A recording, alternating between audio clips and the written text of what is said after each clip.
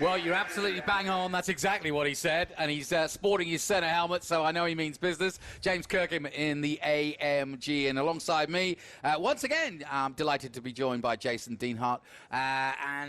So what is the news? I guess what we just heard from Scott Speed is we're not expecting times to drop any lower than they were this morning because the conditions were just perfect. True. Now, that is normally the thought process on this, but you know, doing this for 20 years, we have seen last session, last few minutes, someone surprise you. You never know. So the thing is that, you know, it's not over yet. Now, traditionally, weather, heat, track surface is going to tell you different, but you never know. The thing with these cars, they're very finicky. They got a lot of horsepower, like we've talked about, some anywhere from the Supra 600 range to the Viper, the 1200 range. So, you know, I guess in like heavyweight boxing, you say they got a swinger's chance here. You know, right? There's always a chance of a knockout. So you never know. You know, you never know. So the thing is that it might seem like, oh, this is just a formality, but it's not a formality for everybody. So you never know. So we'll see what happens here. This is going to be very interesting the next 20 minutes. I love that comment from Scott Speed about the difference between him and Travis Pastrana. I was reading up on Travis. He evidently jumped out of a plane over Puerto Rico without a parachute. Right on. Yeah, yeah. And he got in a lot of trouble for it because he did, obviously he's here today, so he survived it. But what he did was he basically, in midair, hooked up with a tandem, another parachutist.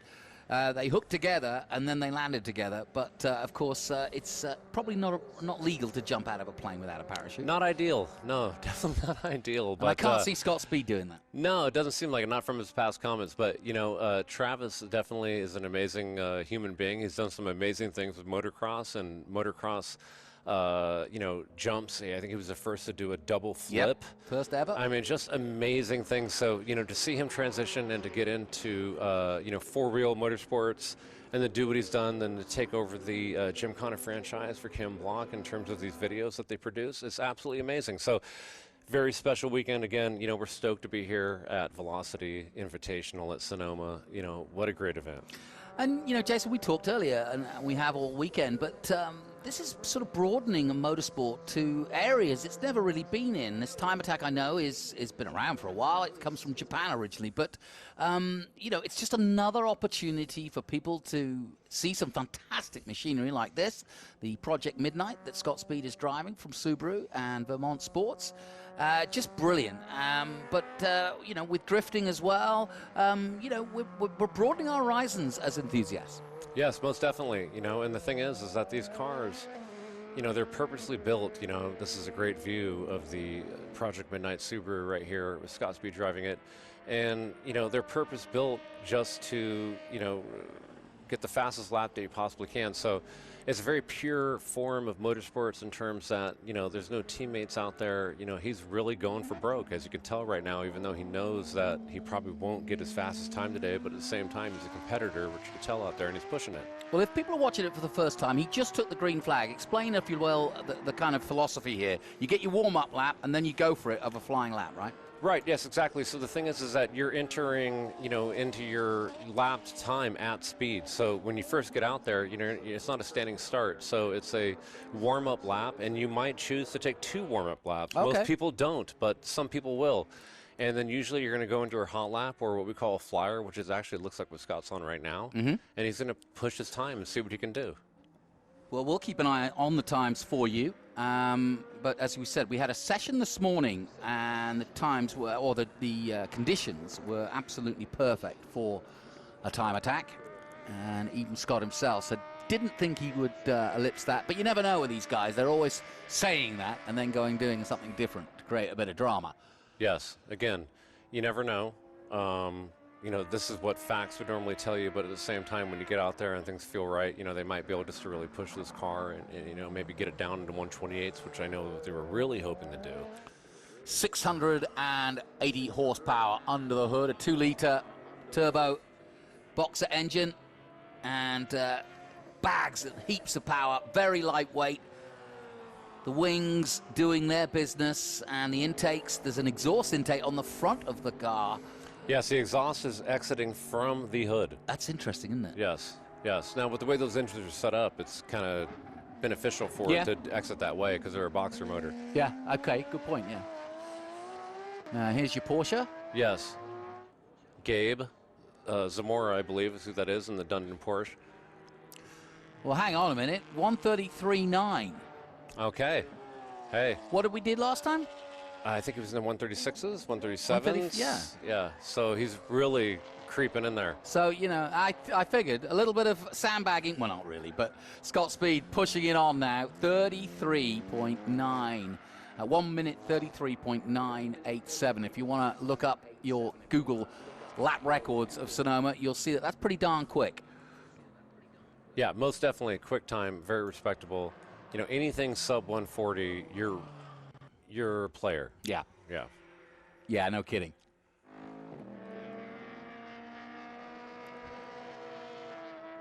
I mean, you know, just listening sometimes is great. You know, you could really hear that these guys are pushing these cars. Yeah.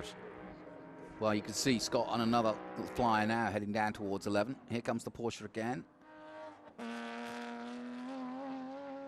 Now, who's that in the 70?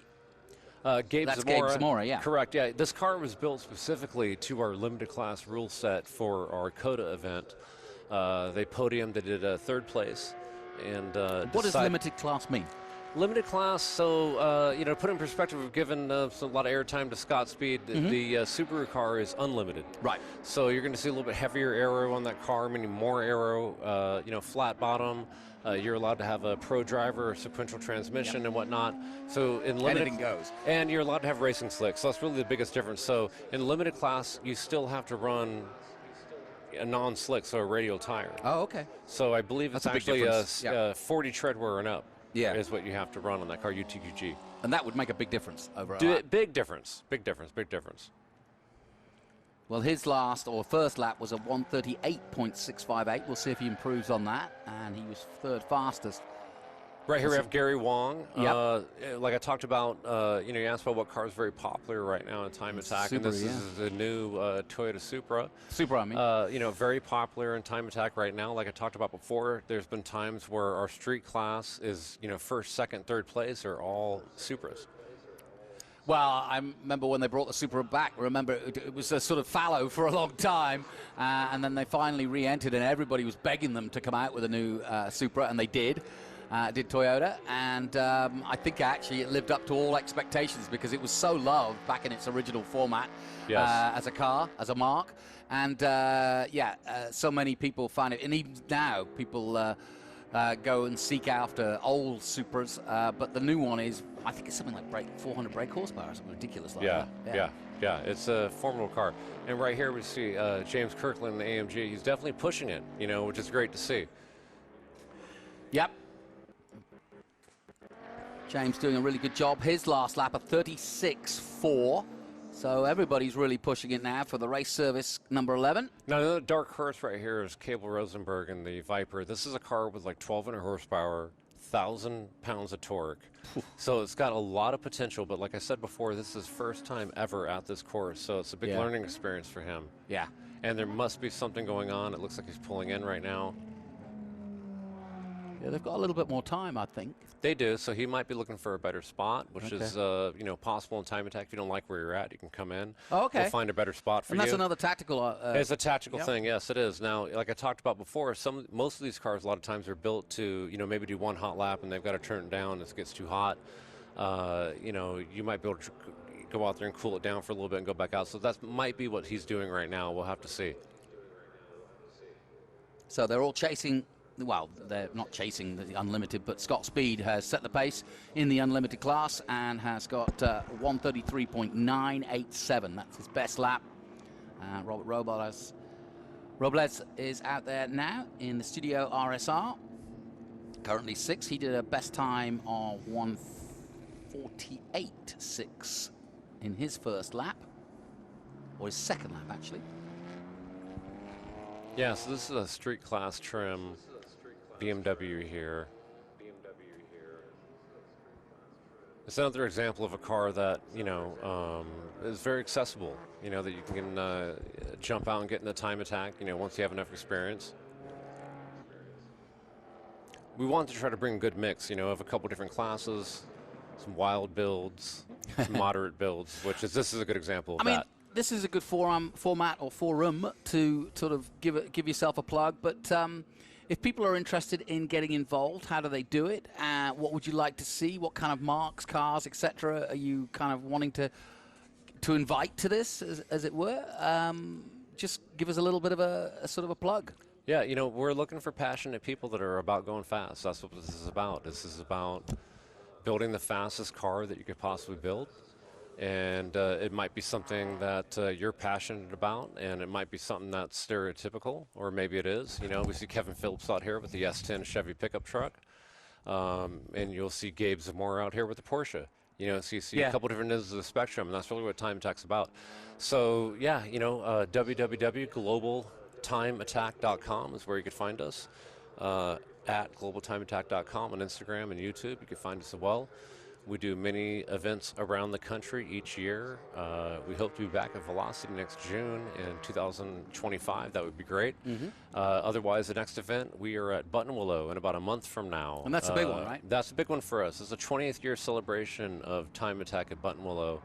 Crazy people like Robert here and Cable and Scott and everybody else have been gathering at Buttonwillow to run the Clockwise 13 circuit there for the past 20 years. So again, it's about, you know, chasing ghosts. It's about like video games and chasing lap times from a long time ago. Different makes. I mean, there's so many competitions happening within the competition, which makes it cool. Makes it very cool indeed. And the way you describe it, you're right. I can see the video game ghosting idea, because that's exactly how we grew up, isn't it? Yes. You know, Colin McRae Rally and all the rest of it. The early video games, that's what it was all about. Yeah, so that's, you know, one thing that makes it very relatable, 100%. It's been a great weekend, and your guys have enjoyed it? Yes, you know, for many of them, it's the first time here, and for all of them, it's the first time at the Velocity Invitational event. So, you know, it's definitely, it's been a great experience for the Global Time Attack drivers, and a great experience to get James Kirkland and Scott Speed, you know, involved with Time Attack as well. So, yeah, overall, great situation. We love it.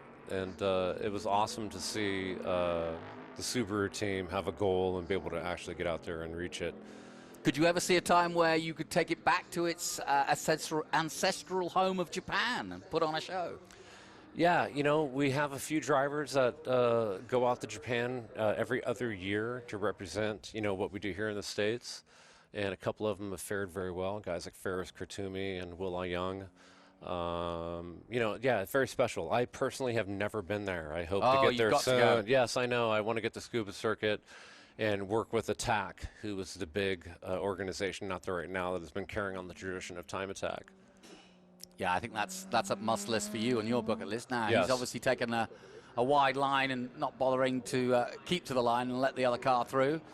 And that's all part of it too. Just giving himself a little bit of space for a faster car coming by on a flyer.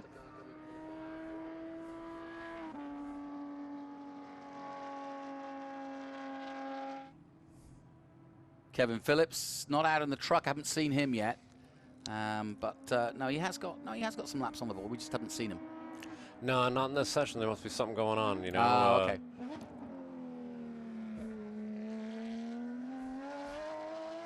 Again, you know, like I talked about before, his truck is great, you know, representation of building an a unlimited Time Attack build. And yeah, you know, I mean, even to get that truck to run, you know, 150s here is a feat. It's very cool. So, you know, he's been tweaking on it, and you know, has had some issues with it, and I know he wanted to be out there in this session, so there must be something holding him up. Yeah, and I'm guessing for the real enthusiasts, the work is really the 3 months leading up to, or the 2 months, whatever. However much prep you put into it, that's really where the work takes place, right? This is just the icing on the cake. It's an icing on the cake, yeah, and exactly. It puts a lot of pressure on everybody, you know, in order to, you hope all that work that you put in comes to fruition and you're able to perform on the track. So, you know, I know he was super stoked to be here and to be able to run this track. It wasn't his first time. I think it was his first time in the truck. Mm-hmm. Yeah. Well, it's been a great weekend to celebrate the 5th running of the Velocity Invitational. Time Attack now very much making its name felt here. It's been great to have the likes of Polestar and obviously some of the hypercars that have been here. Sotheby's have been here. Great to have the Grand Prix Originals as well, putting their merchandise out. Thank you for coming, and everybody who's taken part from Ford and Bronco. And obviously the great display of E-Type Jags and D-Type and C-Type Jags for celebrating their history this year as well. But great to have NASCAR as well, an historic NASCAR, full field of great cars and historic cars. Brilliant field of Trans Am and Time Attack fitting in nicely to an event like this and giving a different kind of motorsport, a little bit of an airing in front of a really interesting crowd and interested crowd of people who perhaps have not seen this. Yes, amazing weekend. Blown away by this event. Super stoked to be a part of it. And if you have an opportunity next June to get out here, this is where you want to be. Yeah, no question. You get so many different disciplines of motorsports and so many awesome builds and so many awesome cars. I just don't know where else you could see all this. Like no, this it's very true. weekend. Yeah. Well, Checker Flag is out, and that means that Scott Speed will take his 1:33.987, and that will go down in the history books, and that's getting a thumbs up from Jason. James Kirkham in his race service AMG, a 1:36.9, and then improving Cable Rosenberg with a 1:39.4 at his second attempt. And likewise, Gary Wong, who we mentioned, a 1:44.6. So everybody's got something to smile about. We thank you, Jason. Thank you. Dean Hart, for coming in here. And we best of luck at Willow. Button Willow. Get it right there. It's been a long day. We'll take a short break. We'll be back to wrap it all up from Velocity Invitational.